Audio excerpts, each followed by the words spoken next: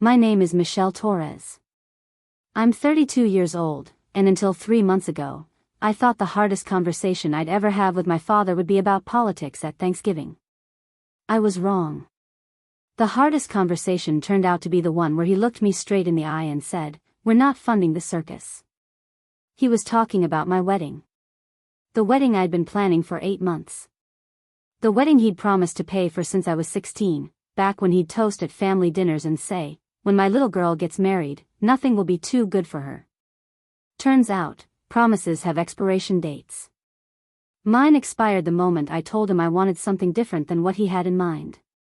Before we jump back in, tell us where you're tuning in from, and if this story touches you, make sure you're subscribed, because tomorrow, I've saved something extra special for you. I was sitting in a coffee shop in downtown Seattle when it happened, surrounded by the comfortable hum of espresso machines and indie music. My father, Robert, had asked me to meet him there. Said he wanted to discuss some final details about the reception. I brought my wedding binder, the one stuffed with fabric swatches and seating charts. He brought a printout of his bank statement and a lecture about fiscal responsibility. The conversation started pleasant enough. He asked about my fiancé, David. Asked about the venue. Then he slid a piece of paper across the table. It was an itemized list of everything he considered wasteful about my wedding plans. String quartet, unnecessary. Farm-to-table catering, pretentious. Vintage photo booth, frivolous. At the bottom, he'd written in red pen, "Total savings if you listen to reason, $28,000. I stared at that number for what felt like an hour but was probably only seconds. Then I looked up at him. "Dad, you said you wanted to help make this day special." He leaned back in his chair, arms crossed, jaw set in that stubborn way I'd inherited from him. I said, "Help, Michelle, not bankroll your fantasy. You're 32 years old. You have a career. David has a career. Why should your mother and I go into debt so you can have overpriced flowers and a DJ who costs more than my first car?" I felt my throat tighten, but I kept my voice steady. "You're not going into debt. You've been saving for this." He scoffed. "Saving for a wedding, yes. Not a 3-ring circus with a price tag that could fund a down payment on a house." That's when I should have walked away. Should have thanked him for his opinion, closed my binder, and left with whatever dignity I had intact. Instead, I tried reasoning with him. I pulled out my own spreadsheet, showed him how David and I were covering 40% of the costs ourselves. How we'd chosen this venue because it meant something to us. How every detail was intentional, not extravagant. My father didn't even look at my papers. He just shook his head and said the words that would change everything. "Michelle, if you insist on throwing this circus, you're doing it without our money. Your mother agrees. We're done enabling this nonsense." Enabling. As if wanting a wedding that reflected who David and I actually were was some kind of character flaw. As if 8 months of planning, of compromise, of trying to balance what we wanted with what would make our families happy, was just me being spoiled. I closed my binder slowly, precisely, the way you handle something fragile that might shatter if you're not careful. "Okay," I said. Then I stood up, slung my bag over my shoulder, and walked out of that coffee shop without looking back.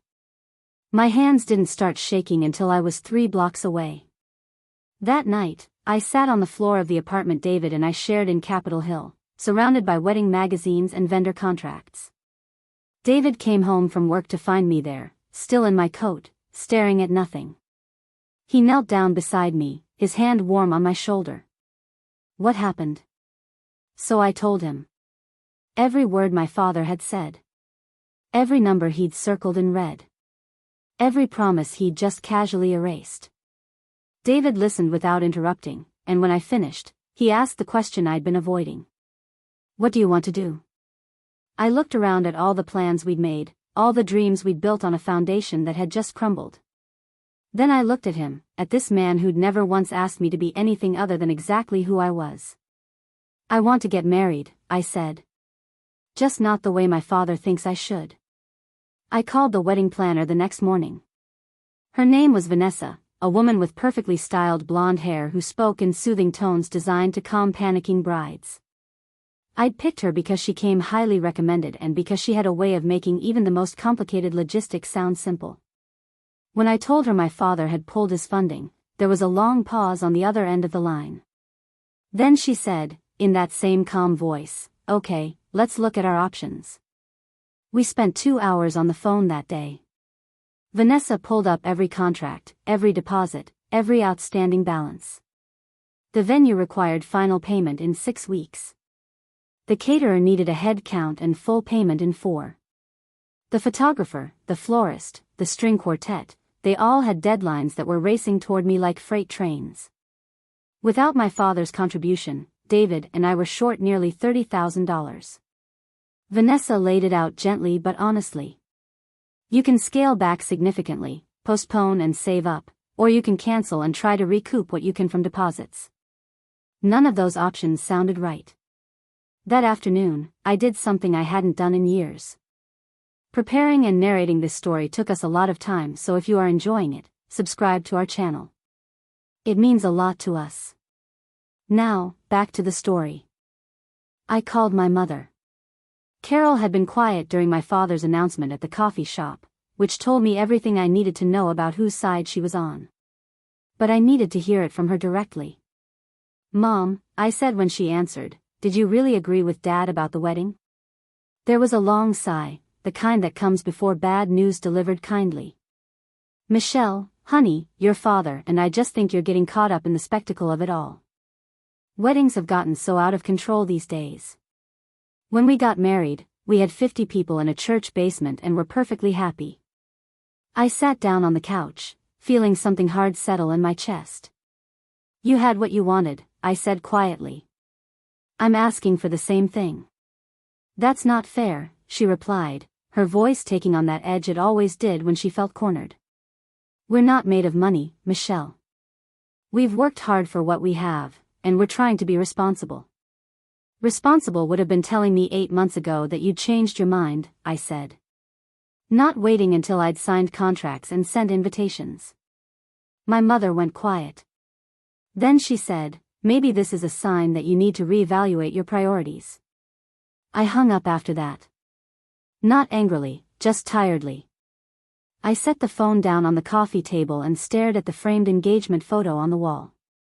David and I were laughing in it, caught mid-spin during a shoot at Discovery Park. We looked happy. We looked like people who had no idea that 8 months later, a wedding would become a battlefield. David came home early that day.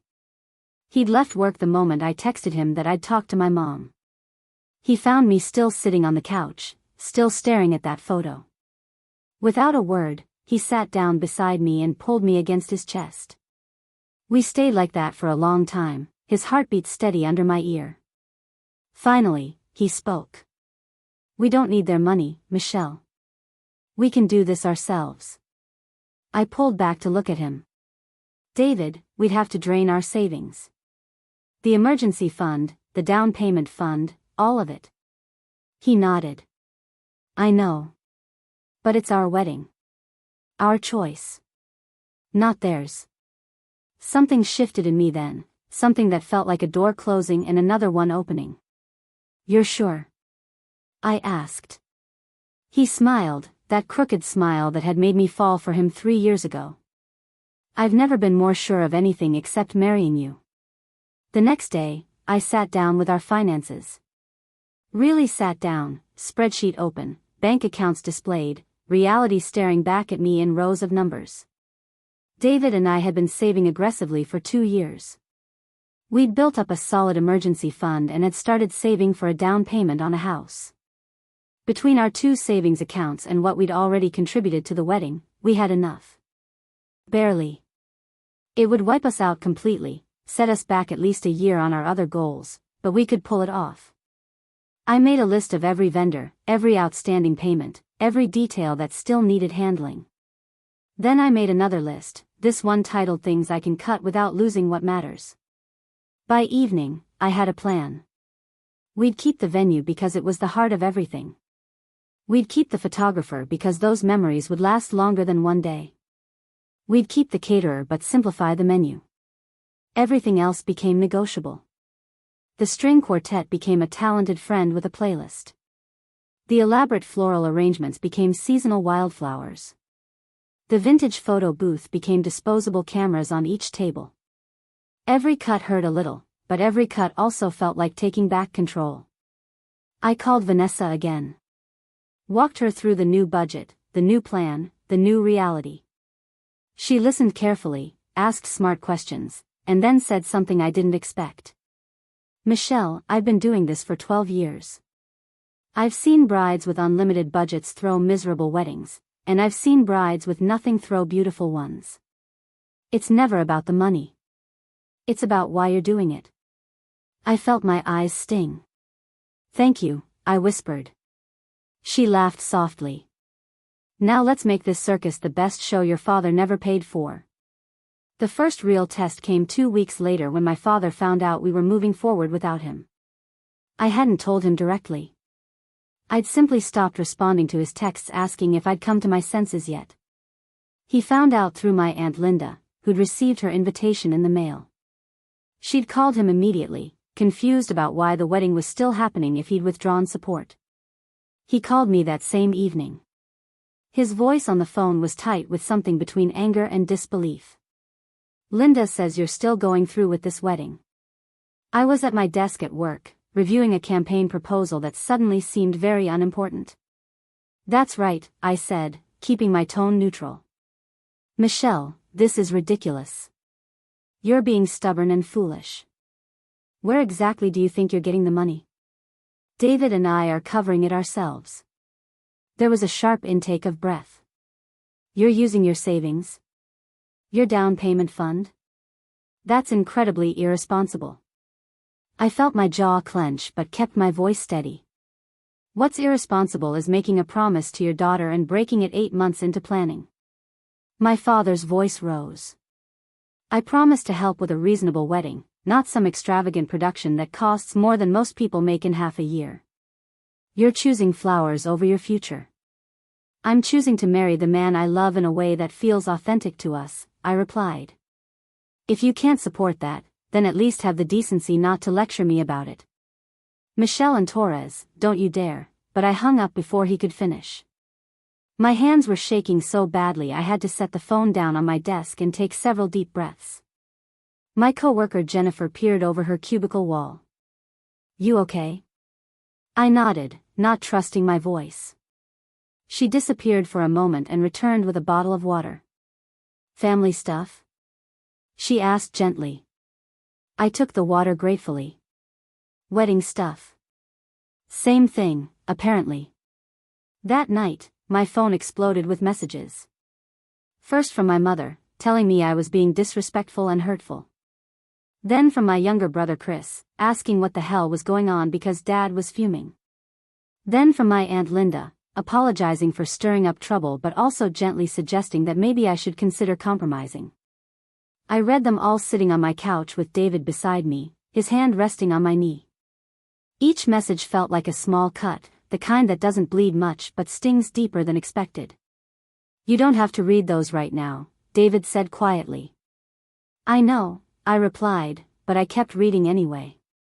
I needed to see it all, to understand exactly how my family was lining up. The messages kept coming over the next few days. My mother sent long texts about how embarrassed she was, how people were asking questions, how I was making this all so much harder than it needed to be. My father sent nothing, which somehow felt worse. The silence was its own kind of message. Only Chris seemed neutral, texting me privately to say he'd still be there on the day no matter what. That small gesture meant more than I could articulate. At least one person in my family wasn't choosing sides. Then the social media posts started. My mother didn't mention me by name, but her Facebook status was clear enough. It's hard when your children make choices that prioritize appearance over wisdom. Praying for guidance and humility. I stared at that post for a long time, watching the comments roll in. Friends from her church offering prayers and support. Distant relatives liking it. Nobody knew what it was really about, but everyone could sense the drama. I wanted to respond, to defend myself, to tell my side. Instead, I closed the app and blocked it from my phone entirely. David found me in the kitchen that night, hands braced against the counter, breathing slowly. "They're making me the villain," I said without turning around. "I can feel it. Everyone's going to think I'm this spoiled bride who threw a tantrum when she didn't get her way." He came up behind me, arms wrapping around my waist. "The people who matter know the truth." I leaned back against him. "What if the people who matter are the ones believing the lies?"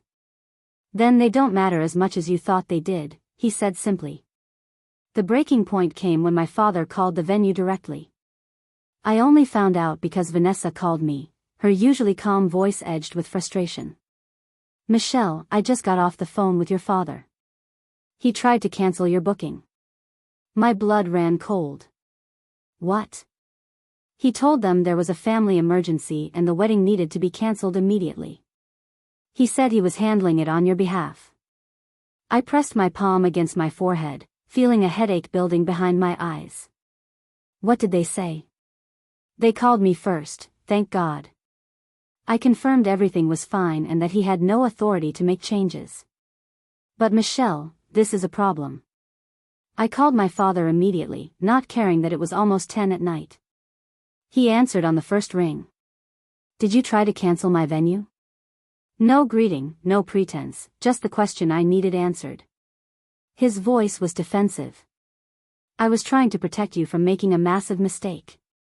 "You had no right," I said, my voice shaking now with something beyond anger. "You have no right to sabotage my wedding because you disagree with my choices. I'm your father. It's my job to stop you from ruining your life." "You're not stopping anything," I said coldly. "You're just showing me exactly who you are." And then, for the second time in 2 weeks, I hung up on him.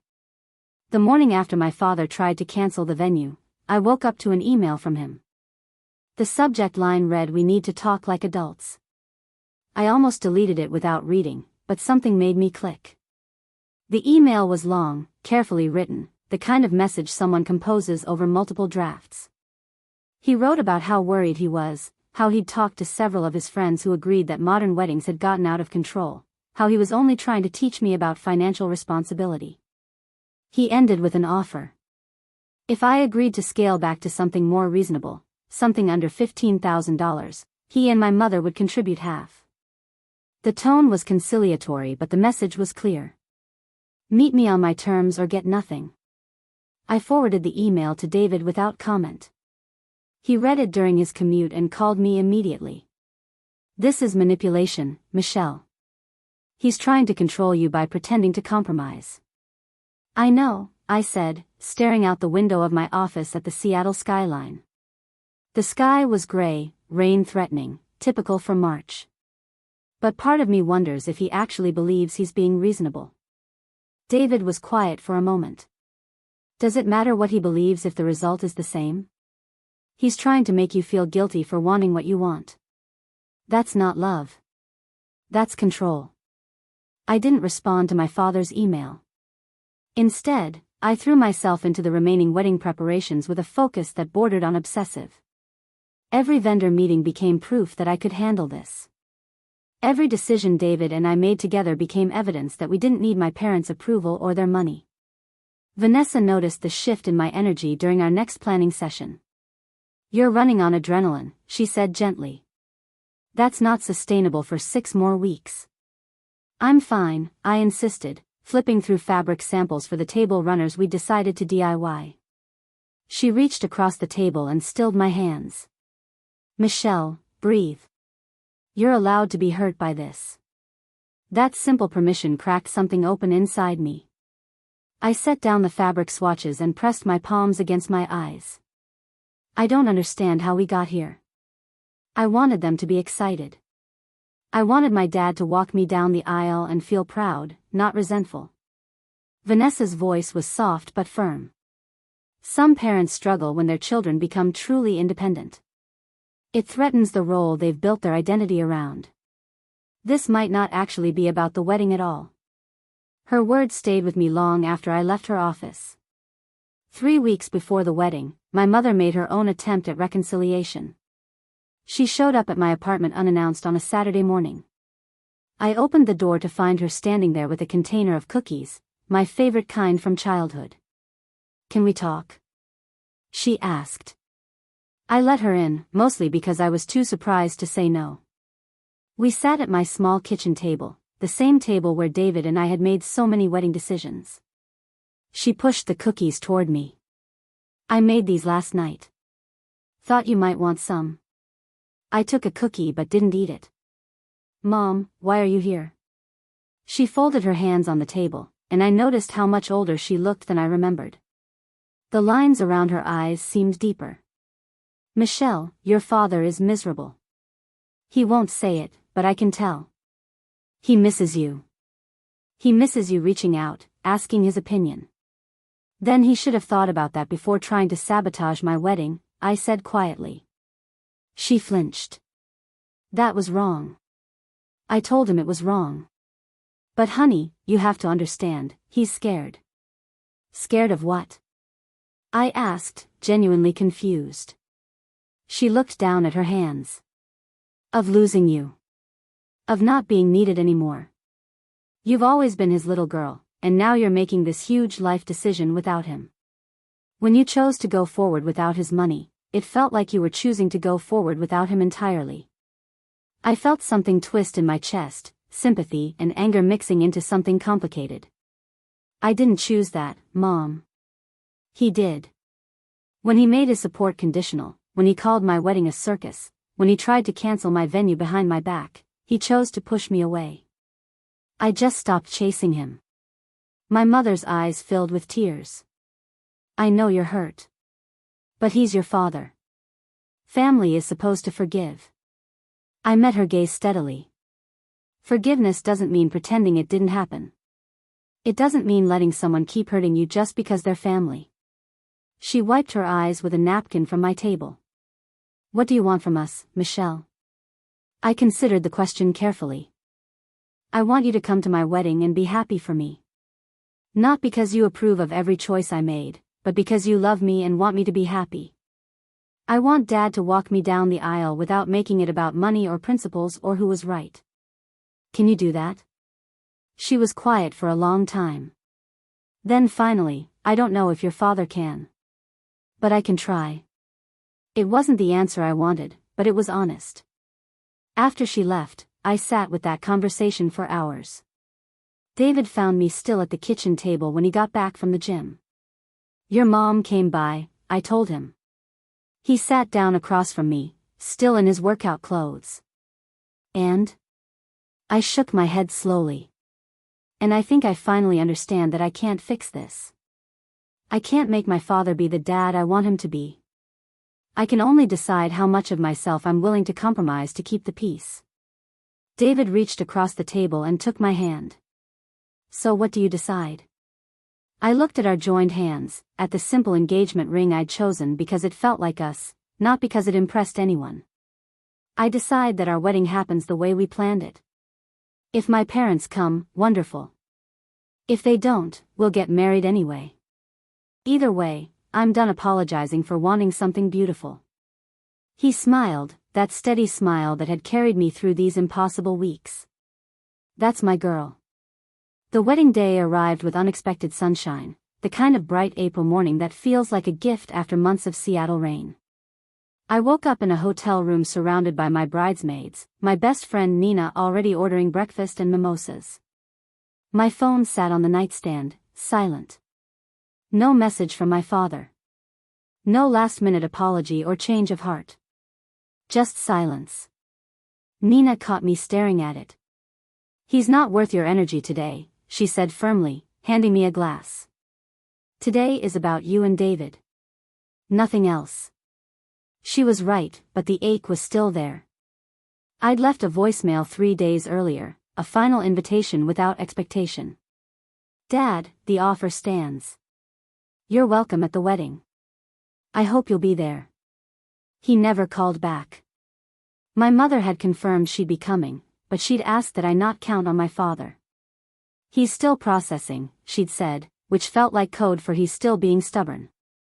I decided then that I wouldn't let his absence define the day. I'd walk myself down the aisle if I had to. The venue looked magical when we arrived for photos. The small vineyard we'd chosen was covered in spring blooms, exactly as I'd imagined. Vanessa had outdone herself with the wildflowers, creating arrangements that looked effortless and romantic. The tables were set with our DIY runners, simple but elegant. Everything we'd fought for, saved for, rebuilt from scratch was here. Real and beautiful and ours. David saw me before the ceremony, breaking tradition because we'd never been traditional people. He stood at the end of a garden path, and when he turned and saw me, his face did that thing where it crumpled with emotion before breaking into the widest smile. "You're stunning," he whispered when I reached him. "You're worth every penny," I whispered back, and we both laughed through tears. The ceremony started at 4. I stood at the entrance with Nina beside me, searching the gathered crowd one last time.